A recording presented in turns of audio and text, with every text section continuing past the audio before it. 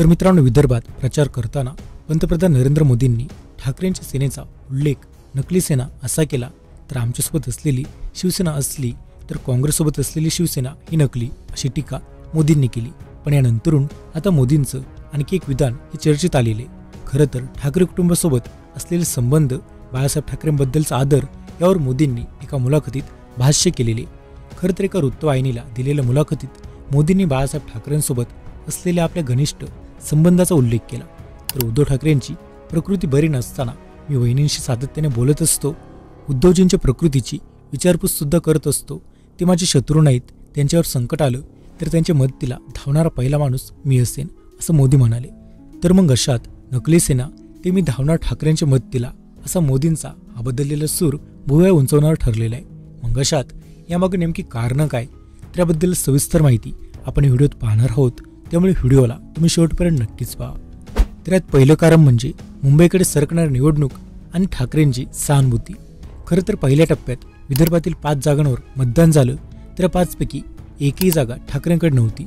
तर दुसऱ्या टप्प्यातील 8 जागांपैकी बुलढाणा, यवतमाळ, हिंगोली, परभणी या 4 जागा ठाकरे लढवत आहेत।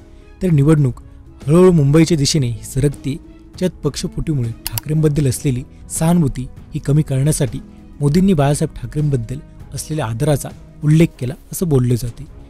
तर शिवसेना फुटल्यानंतर शिंदेंसोबत न गेलेल्या बाळासाहेबांना मानणाऱ्या मतदारांना आपल्याकडे खेचण्यासाठी मोदींनी बाळासाहेबांचा उल्लेख हा मुलाखतीत केल्याचं बोललं जाते। त्यामुळेच हे एक यामागील पहिलं कारण होतं। नंबर 2, ठाकरेंबद्दल संशय निर्माण करण्याचा डाव।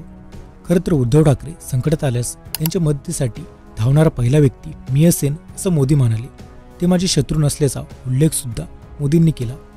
तर मग 2019 मध्ये भाजपची साथ सोडलेले ठाकरे पुन्हा आपल्यासोबत येऊ शकतात, ते आमचे शत्रू नाहीत, असं म्हणत मोदींनी ठाकरेंच्या मतदारांच्या मनात संभ्रम निर्माण करण्याचा प्रयत्न केलाय। तर मोदींविरोधात आक्रमक भूमिका घेत असल्याने, संविधान बदलास विरोध असल्याचं वारंवार सांगत असल्याने ठाकरेंना अल्पसंख्याक दलित मतदारांचा प्रतिसाद मिळते। त्यामुळेच मग अशात आता मोदींच्या या विधानामुळे मतदारांच्या मनात संशय निर्माण होण्याची शक्यता नाकारता येत नाही। नंबर 3, मतदारांच्या मनात संशय निर्माण करणं। खरं तर निवडणुकीनंतर उद्धव ठाकरे भाजपसोबत गेले तर असा संशय भाजप विरोधी मतदारांच्या मनात मोदींच्या विधानामुळे निर्माण होऊ शकतो। त्यामुळे आता उद्धव ठाकरेंना पुढच्या सभांमध्ये मोदींची विधानं खोडून काढावी लागतील। तर भाजपला 400 जागा संविधान बदलण्यासाठी हव्या आहेत, असा प्रचार विरोधकांनी केला होता। त्यामुळे मोदींसह भाजपच्या सगळ्या नेत्यांना स्पष्टीकरण द्यावी लागलेली। अशात संविधान बदलायचा कोणताही विचार नसल्याचं सगळ्याच सभांमध्ये सांगावं लागलं। तर मग आता मोदींच्या या विधानामुळे असं स्पष्टीकरण देण्याची वेळ ठाकरेंवर सुद्धा येऊ शकते। नंबर 3, चर्चेसाठी दार खुली आहेत याचे संकेत। खरं तर बाळासाहेब ठाकरेंबद्दल बोलताना मोदी काहीसे भावूक झाले। ठाकरे कुटुंबासोबत असलेल्या आपल्या संबंधांबद्दल ते बरेच बोलले। तर मग याच विधानांमधून मोदींनी चर्चेची दारं खुली असल्याचे संकेत दिल्याचं बोललं जाते।